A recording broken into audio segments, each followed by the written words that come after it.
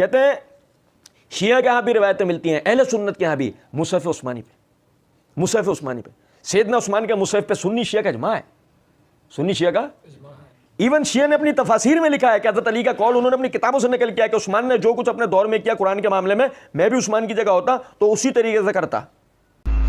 جبکہ شیعہ کے ہاں بھی روایتیں ملتی ہیں اہل سنت کے ہاں بھی کہ مصحف عثمانی پہ سیدنا عثمان کے مصحف پہ سنی شیعہ کا اجماع ہے.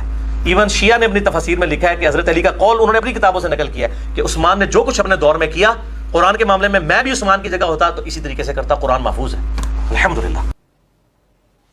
یا لیلا جب یقین کریں بہت بڑی کمال بات ہے، بہت زبردست بات. سوال یہ پیدا تھا مرزا جی وہ شروع میں یہ سوال کیا گیا تھا جبھی نہیں تم نے یہ کے بارے اتنا سا جملہ بول دیا، تم اتنا سا جملہ وہ شروع کے اندر بول دیتے اتنا فتنہ ہوتا ہے. بھائی سیدنا عثمان کے مصحف پہ شیعہ سنی کا اجماع ہے کہ وہ صحیح ہے، باقی جو تحریف کی روایتیں ہیں وہ کذاب و دجالوں کی گھڑی ہوئی ہیں، ان کی کوئی حیثیت نہیں ہے، ان کی طرف نظر مت کیا کرو، وہ گمراہیاں ہیں، گمراہیوں کی بجائے. لیکن اگر کسی کو کوئی شوق ہے وہ ہمارے علماء سے ملے، سنی علماء سے ملے، شیعہ علماء سے ملے، تحریف کی جو وہ روایات جو گمراہ لوگ بیان کر رہے ہیں اس کو وہ لوگ جواب دے دیں گے. لیکن جہاں تک یہ بات ہے کہ شیعہ سنی مصحف عثمانی کے قائل، اس پر اجماع ہے، اس پر پچھلی ریکارڈنگ میں جو میں نے شیعہ تصریحات آپ کو بیان کی تھی لب لباب صرف یہ ہے ایک مختصر ان میں سے کہ اصل قرآن تو امام غائب کے پاس، وہ امام زمانہ اس کو لے کر آئیں گے، اصل تو بنیادی نظریہ ہی یہی ہے. لیکن چلیں یہ فصل الخطاب کا پرانا ایڈیشن ہے، اس کے صفحہ نمبر 32 کے اوپر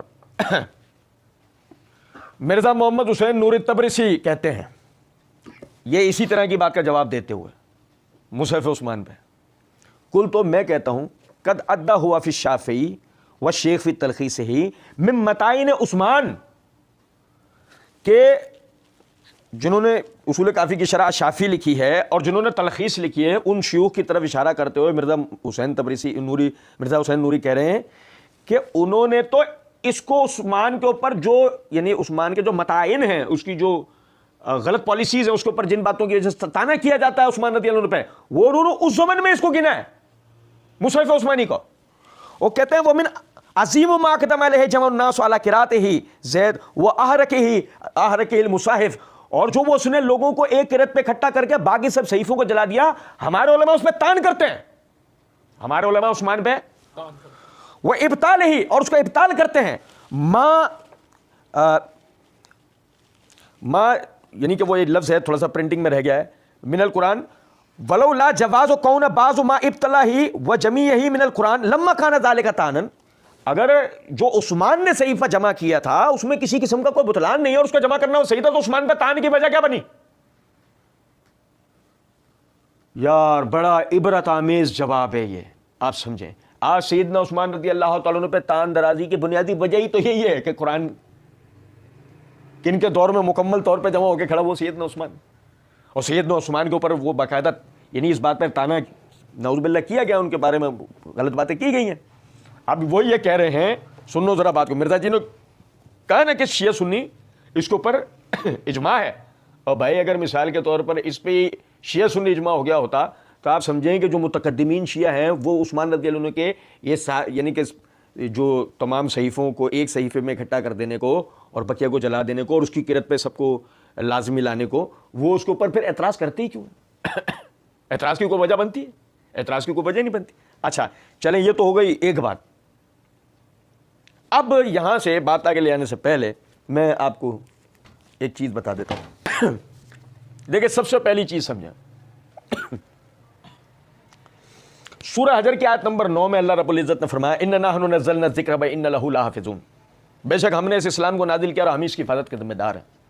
بعض لوگ یہاں پر ترجمہ کرتے ہیں صرف قرآن، اِنَّا نَحْنُ نَزَّلْنَا میں نزلہ کا ترجمہ کرتے ہیں قرآن.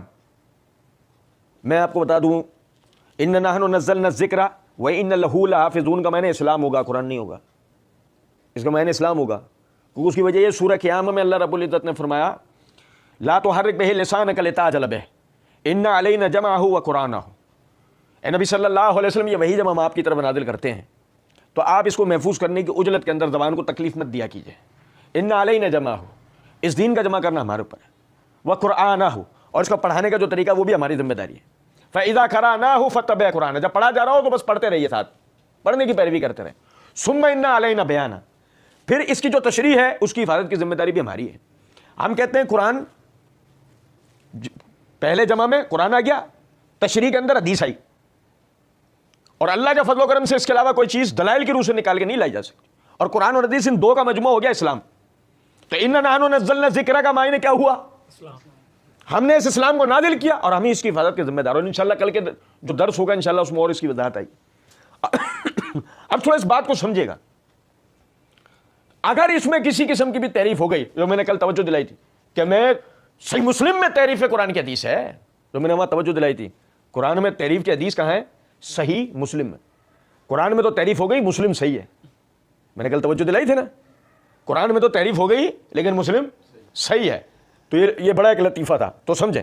اِنَّا نَحْنُ نَزَّلْنَا الذِّکْرَ وَإِنَّا لَهُ لَحَافِظُونَ, ہم نے اس اسلام کو نازل کیا ہے اور ہم اس کی حفاظت کے ذمہ دار ہیں. اور اس میں قرآن اور حدیث دونوں کی حفاظت کا اللہ ذمہ دار ہے. اگر میں یہ کہتا ہوں میں کس طرح کی, ابھی اس سے بحث نہیں ہوا. الحمدللہ ہم نے معرفت صحابہ والے بحث سیریز کے اندر اس کی وضاحت دی ہے. اس کے علاوہ بھی بہت سارے مقامات پہ ہم نے اس کی وضاحت اللہ کے فضل و کرم سے دی ہے.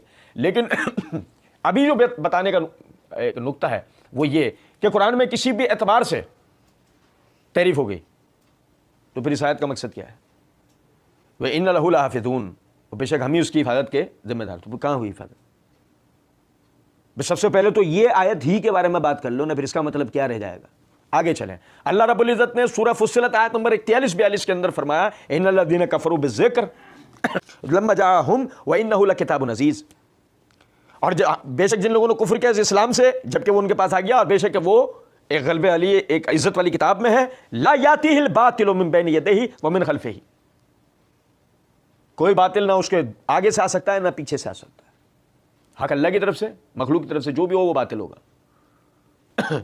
لا یاتیہ الباطل من بین یدیہ ومن خلفہ, اس کے آگے پیچھے سے کوئی باطل اس کتاب کے اندر نہیں آ سکتا. تنزیل من حکیم حمید, اس کو سب سے حکمت والے اور ساری تعریفوں والے نے نازل کیا ہے. لیکن سوال یہ پیدا ہوتا ہے کہ اگر اس میں سے کوئی آیت نکال دی گئی ہے, کوئی گھسیڑ دی گئی نعوذ باللہ, پھر اس آیت کا کوئی مطلب بچا؟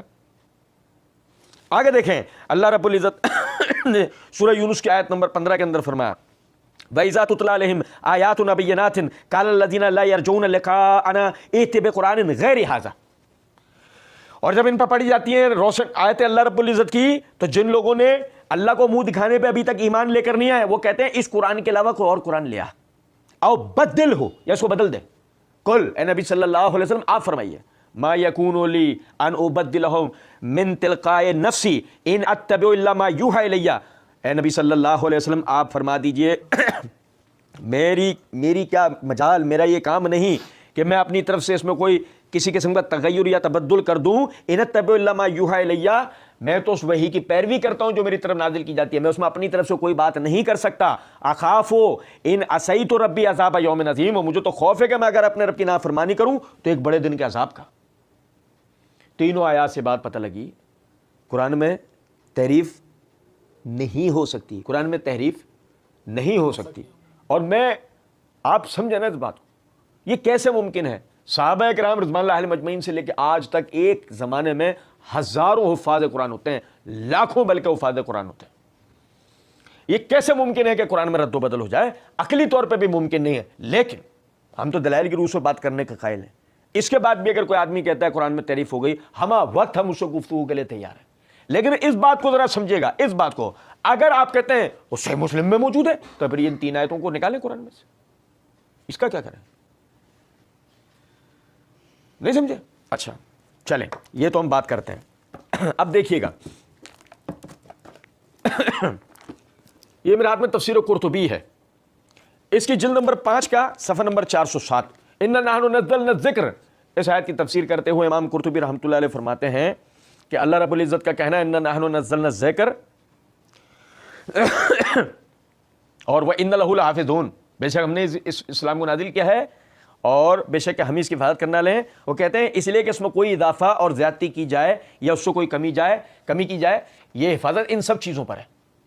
ٹھیک ہے. حضرت قتادہ اور ثابت البنانی رحمہم اللہ نے کہا ہے کہ اللہ تعالیٰ نے اس کی حفاظت کا ذمہ لیا ہے، شیاطین اس میں کسی باطل کا اضافہ کریں یا اس سے کسی حق کی کمی کریں، اس چیز سے اللہ رب العزت نے اپنی کتاب کی حفاظت کر لی ہے، بس اللہ سبحانہ و تعالیٰ خود اس کا ولی اور محافظ ہے، اس لیے یہ ہمیشہ محفوظ رہے گا۔ اور قرآن کریم کے علاوہ دوسری کتب کے بارے میں فرمایا بِمَسْتُحْفِظُوا، یعنی سورہ مائدہ آیت نمبر 44 میں جو لفظ کی طرف اشارہ کیا ہے، پس ان کی حفاظت ان کے سپرد کر دی تو انہوں نے انہیں بدل دیا اور اس میں تغیر کر دیا، یعنی پچھلی کتابوں کی حفاظت ان کی امتوں کے اوپر ڈال دی گئی تھی، نتیجتاً اس میں تغیر و تبدل ہو گیا، لیکن قرآن کے لیے اِنَّا نَحْنُ نَزَّلْنَا الذِّکْرَ وَإِنَّا لَهُ لَحَافِظُونَ، ہم ہی اس کی حفاظت کے ذمہ دار ہیں۔ آگے کہتے ہیں ہمیں شیخ الفقی الامام ابو القاسم عبداللہ نے اپنے باپ شیخ الفقی الامام المحدث ابو الحسن علی بن خلف بن معزوز القومی التلمسانی سے خبر دی ہے، انہوں نے بیان کیا الشیخ العالم فخر النساء شہداء بنت ابن نصر احمد بن الفرج الدنیاوری پر یہ پڑھا گیا، وہ جمادی الاخر 564 ہجری کے آخر میں اپنے گھر دارالسلام میں تھیں، ان سے کہا گیا کہ الشیخ الاجل العامل نقیب النقباء ابو الفوارس طراد بن محمد زنیبی نے ان سے پڑھنے کی تمہیں خبر دی اور تم سن رہی تھی، یہ 490 ہجری کی بات ہے، ہمیں علی بن عبداللہ بن ابراہیم نے خبر دی، انہوں نے کہا کہ ہمیں ابو علی عیسیٰ بن محمد بن احمد بن عمر بن عبد الملک بن عبد العزیز بن جریج المعروف بالتوماری نے بیان کیا، انہوں نے کہا ہمیں حسین بن فہم نے بیان کیا، انہوں نے کہا کہ میں نے یحییٰ بن اقسم کو یہ فرماتے سنا کہ مامون مجلس نظر و فکر میں تھا اور وہی اس وقت امیر اور حاکم تھا، تو ان تمام لوگوں میں ایک یہودی آدمی داخل ہوا، اس کا لباس حسین تھا، چہرہ خوبصورت تھا اور عمدہ خوشبو لگائے ہوئے تھا، راوی نے بیان کیا کہ اس نے کلام کیا اور اس اپنی کلام اور عبارت کو خوب آراستہ اور مزین کیا،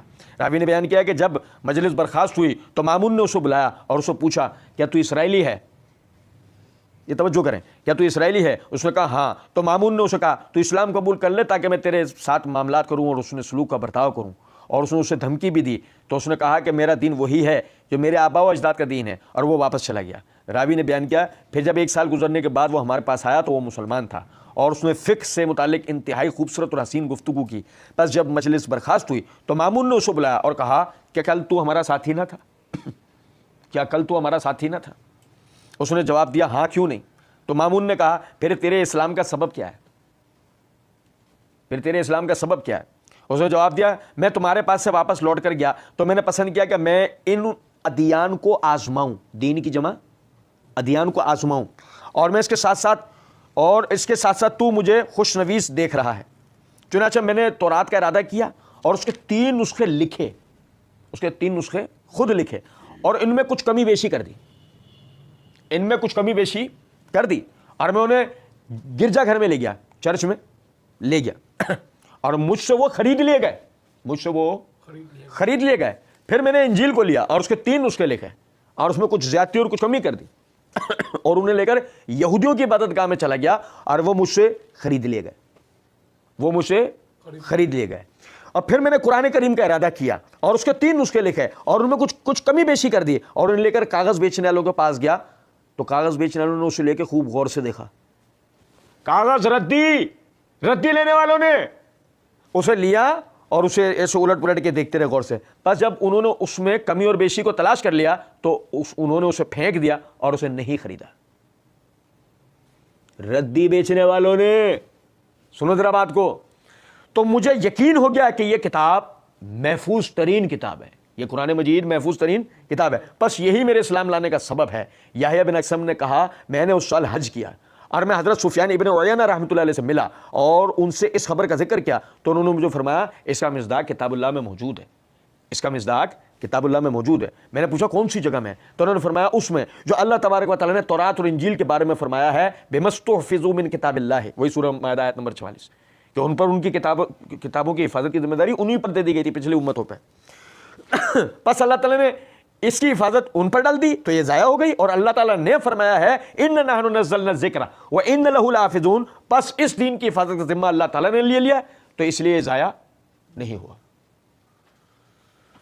میرے بھائی پوری روایت بم سند پڑھنے کا مطلب یہ بتانا تھا، یہ اہل سنت کا عقیدہ و نظریہ ہے کہ قرآن میں کسی قسم کا کوئی رد و بدل، اور سنو ذرا بات کو، میں ایک انتہائی آسان کتاب کی آپ کو مثال دے رہا ہوں، نہ بریلوی کا مسئلہ، نہ دیوبندی کا، نہ اہل حدیث کا مسئلہ، بقول مرزا جی کے بابے ہمارے، مرزا جی نے سارے بزرگ مسلمان بزرگوں کو ہماری طرف منسوب کر دیا نا کہ یہ اپنے بابوں کا دفاع کرتے ہیں، اب مرزا جی بابے ہمارے اور عقیدہ ہمارا ہے، بابے بتائیں گے، کون بتائیں گے؟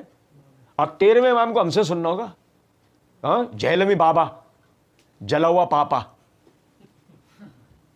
ذرا سا چائے میں ڈبو ڈب نیچے، ختم، پہلی دفعہ میں ڈوب جاتا ہے. سنے ذرا بات، بے غیرت پاپا. سنے ذرا بات، یہ میرے ہاتھ میں غنیت الطالبین ہے. یہ غنیت الطالبین شمس بریلوی صاحب کا ترجمہ ہے. سنے ذرا بات، یہ ترجمہ بھی ہمارا نہیں ہے، شمس بریلوی صاحب کا ترجمہ ہے. صفحہ نمبر 134 پہ غوث پاک. مرچیں نہیں لگیں گی مرزا جی کو، مرچیں مرزا جی کو بالکل بھی نہیں لگیں گی، کیونکہ آگے جو میں پڑھنے جا رہا ہوں نا مرزا جی کا عقیدہ و نظریہ، آپ دنگ رہ جائیں گے. اور آپ مرزا جی کے مقلدین کے لیے سوچیں گے کہ یار کورونا کی ویکسین بعد میں بناؤ، پہلے ان کے لیے کوئی ویکسین بناؤ. کیا قوم ہے یہ یار، کیا یہ انہیں بیوقوف بناتا ہے، کیا یہ بنتے ہیں. سنو ذرا بات. شیخ عبد القادر جیلانی رحمۃ اللہ علیہ فرماتے ہیں قرآن مجید اللہ کی کتاب ہے. یہ عنوان، قرآن مجید اللہ کی کتاب ہے. اب آگے وہ کہتے ہیں ہمارا عقیدہ ہے کہ قرآن مجید اللہ کا کلام ہے. ہمارا عقیدہ ہے کہ قرآن مجید اللہ کا کلام ہے، اللہ کی کتاب ہے، اللہ کا خطاب ہے، اور وہ وہی ہے جو اللہ نے حضرت جبرائیل علیہ السلام کے ذریعے رسول اللہ صلی اللہ علیہ وسلم پر نازل فرمائی. اللہ تعالیٰ خود فرماتے ہیں نزل بہ الروح الامین علی قلبک لتکون من المنذرین بلسان عربی مبین. تیرے قلب کے اوپر یہ روح الامین لے کر اترا ہے تاکہ تو ڈرائے کھلی واضح عربی زبان کے اندر. رسول اللہ صلی اللہ علیہ وسلم نے اللہ تعالیٰ کے اس حکم کی تعمیل میں یہ قرآن اپنی امت کو پہنچا دیا، جیسے کہ اللہ نے دوسرے مقام پر انہیں کہا یا ایھا الرسول بلغ ما انزل الیک من ربک، اے رسول پہنچا دیجئے وہ سب کچھ جو اللہ کی طرف سے آپ پر نازل ہوتا ہے. حضرت جابر بن عبداللہ رضی اللہ تعالیٰ عنہ فرماتے ہیں کہ رسول اللہ صلی اللہ علیہ وسلم موقف حج میں لوگوں کے سامنے اپنے آپ کو پیش کرتے ہوئے فرما رہے تھے کوئی شخص ہے جو مجھے اپنی قوم کے پاس لے جائے کہ قریش نے تو مجھے کلام اللہ پہنچانے سے روک دیا ہے، کہ قریش نے تو مجھے کلام اللہ پہنچانے سے روک دیا ہے. اللہ تعالیٰ کا ارشاد ہے، سنو ذرا بات. نبی صلی اللہ علیہ وسلم یعنی شیخ عبد القادر جیلانی رحمۃ اللہ علیہ یہ روایت نقل کر کے کیا بتا رہے ہیں کہ وہ ابتدائی سالوں میں جب سختیاں، تکلیفیں، پریشانیاں دعوت و تبلیغ کے معاملے میں زیادہ تھیں، نبی صلی اللہ علیہ وسلم نام لے کر کہہ رہے ہیں کہ دیکھو یہ کفار قریش ہیں یہ مجھے اللہ کا قرآن سنانے نہیں دے رہے. تو نبی صلی اللہ علیہ وسلم اپنی زبان سے بھی کہہ رہے ہیں کہ یہ پہنچانے کے لیے آئے تھے. سنو ذرا بات کو. اللہ تعالیٰ کا ارشاد ہے وَإِنْ أَحَدٌ مِّنَ الْمُشْرِكِينَ اسْتَجَارَكَ فَأَجِرْهُ حَتَّى يَسْمَعَ كَلَامَ اللَّهِ. اگر ان مشرکین میں سے کوئی تمہاری پناہ میں آنا چاہے نا کہ تم پناہ اس نیت سے دو کہ بعد میں وہ اللہ کا کلام سن لے تو یہ بہتر ہے. کیا سنوانا چاہ رہا اللہ ان کے ذریعے؟ کلام اللہ. سنو ذرا بات کو. شیخ عبد القادر جیلانی رحمۃ اللہ علیہ فرماتے ہیں قرآن شریف اللہ کا کلام ہے، مخلوق نہیں ہے. مخلوق نہیں ہے. جس طرح بھی اس کو پڑھا جائے، لکھا جائے، اور جس طرح بھی اس کی تلاوت کی جائے، اور جیسا بھی قاریوں کی قرأت، تلفظ کرنے والوں کے تلفظ، حافظہ والوں کی حافظے کی یادداشت میں کسی قسم کا بھی اختلاف واقع ہو جائے، ہر صورت میں یہ اللہ کا کلام ہے. ہر صورت میں اللہ کا کلام ہے اور اللہ کے صفات ذاتیہ میں سے ہے. نہ اس میں کسی قسم کا حدوث ہے، نہ کسی قسم کا تغیر ہے، نہ کسی قسم کا تبدل ہے. اس میں نہ کوئی کمی ہوئی ہے، نہ اضافہ ہوا ہے، نہ کسی انسان کی تالیف و تصنیف کا اس میں کسی قسم کا کوئی دخل ہے. اور میرے بھائی بتاؤ اس سے زیادہ واضح بات اہل سنت کا مقدمہ قرآن کے معاملے میں واضح ہو سکتا ہے؟ اور کل کا آپ کو یاد ہوگا میں نے آپ کو بتایا تھا کہ ایک کتاب میں تو یہ عقیدہ دیا گیا ہے کہ ہمارے ہاں تو قرآن کے کلام مادے نکات تک کے اندر تحریف مانی گئی ہے. کل دیا نا میں نے آپ کو کتاب کا حالہ. اور سنیں ذرا بات کو. یہ تفسیر احسن البیان، پتہ ہے میں یہ کیوں پڑھ رہا ہوں؟ سنیں ذرا بات کو. یہ تفسیر ہے حافظ صلاح الدین یوسف رحمہ اللہ کی. مرزا جی نے ان کو ناسبی کہا تھا. مرزا جی چوچو نے ان کو ناسبیت کی دعوت پاکستان میں پھیلانے والا ان کو قرار دیا تھا. یہ تفسیر احسن البیان میں یہی سورہ حجر کی آیت کی تشریح کرتے ہوئے فرماتے ہیں صفحہ نمبر 633 کے اوپر، یعنی اس کو دستے برد زمانہ سے اور تحریف و تغیر سے بچانا یہ ہمارا کام ہے. تحریف و تغیر سے بچانا اسے ہمارا کام ہے. چنانچہ قرآن آج تک اسی طرح محفوظ ہے جس طرح یہ اترا تھا. گمراہ فرقے اپنے اپنے گمراہانہ عقائد کے اثبات کے لیے اس قرآن میں مانوی تحریف تو کرتے رہے ہیں اور آج بھی کرتے ہیں، لیکن پچھلی کتابوں کی طرح یہ لفظی تحریف اور تغیر و تبدل سے محفوظ ہے. علاوہ ازیں اہل حق کی ایک جماعت بھی تحریفات مانوی کا پردہ چاک کرنے کے لیے ہر دور میں موجود رہی ہے، جو ان کے گمراہانہ عقائد اور غلط استدلالات کے تار و پود بکھیرتی رہی ہے، اور آج بھی وہ اس محاذ پر سرگرم عمل ہے۔ علاوہ ازیں قرآن کو یہاں ذکر یعنی نصیحت کے لفظ سے تعبیر کیا ہے، جس سے معلوم ہوتا ہے کہ قرآن کریم کے اہل جہاں کے لیے ذکر یعنی یاد دہانی اور نصیحت ہونے کے پہلو کو نبی صلی اللہ علیہ وسلم کی سیرت کے تابندہ نقوش اور آپ کے فرمودات کو بھی محفوظ کر کے قیامت تک کے لیے باقی رکھا گیا ہے۔ گویا قرآن کریم اور سیرت نبوی کے حوالے سے لوگوں کو اسلام کی دعوت دینے کا راستہ ہمیشہ کے لیے کھلا ہوا ہے، اور شرف اور محفوظیت کا مقام پچھلی کسی بھی کتاب اور رسول کو حاصل نہیں ہوا۔ جنہیں مرزا جی ناسبی کہہ رہے تھے، یہ ان کا عقیدہ میں نے آپ کے سامنے رکھا ہے، یہ ہے حقیقی اہل سنت کا عقیدہ۔ اور اب اس کے بعد ذرا دیکھیے گا مرزا جی کے ایوانوں کے اندر دھماکہ، بھوچال۔ یہ میں چند ایک مخصوص کتابی ایک سلسلہ چلا تھا، اس کا نام لے رہا ہوں میں، یہ دھماکہ، زلزلہ، بھوچال، نہیں سمجھے؟ یہ میرے ہاتھ میں اشیاء و سننا ہے۔ اب علامہ احسان الہی ظہیر شہید رحمۃ اللہ علیہ، یقین کریں مرزا کو جو پیچھے سے فنڈ آ رہا ہے نا، یہ تصویر ان کے سامنے جیسی آئی ہوگی، مرزا سے لے کے ان تک کو سب کو الٹی لگی ہوگی ایک ساتھ۔ سنیں ذرا بات، صفحہ نمبر 83 کے اوپر وہ کہتے ہیں، اہل سنت اور شیعہ کے درمیان بنیادی اختلاف یہ ہے کہ اہل سنت کے نزدیک قرآن مجید مکمل کتاب ہے، اس میں کسی قسم کی کوئی تبدیلی نہیں ہوئی، نہ اس میں کسی آیت کا اضافہ اور نہ ہی کمی۔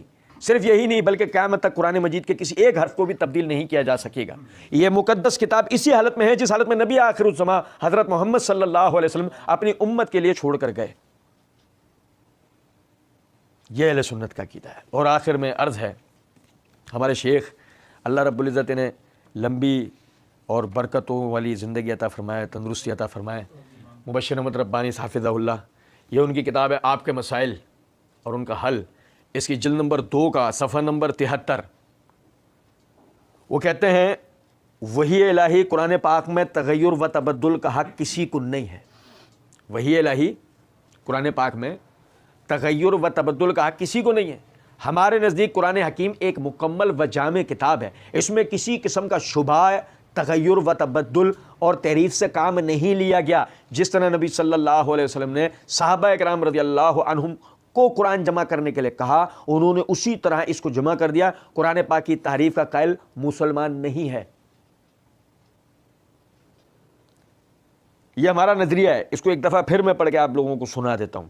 وہ کہتے ہیں کہ وحی الہی قرآن پاک میں تغیر و تبدل کا حق کسی کو نہیں ہے۔ ہمارے نزدیک قرآن حکیم ایک مکمل و جامع کتاب ہے، اس میں کسی قسم کا شبہ، تغیر و تبدل اور تحریف سے کام نہیں لیا گیا۔ جس طرح نبی صلی اللہ علیہ وسلم نے صحابہ کرام رضی اللہ عنہم کو جمع کرنے کے لیے کہا، انہوں نے اسی طرح اس کو جمع کر دیا۔ قرآن پاک کی تحریف کا قائل مسلمان نہیں۔ عرض کرنے کا میرے بھائی مقصد یہ ہے،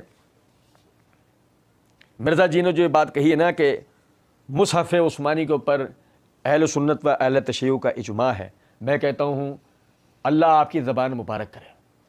کاش مصحف عثمانی پہ ہمارے سارے شیعہ حضرات بھی آ جائیں اور یہ سارا مسئلہ ہی ختم ہو جائے، سنی شیعہ سارے بھائی بھائی بن جائے آپس میں، کسی طرح کا کوئی مسئلہ باقی نہ رہے امت۔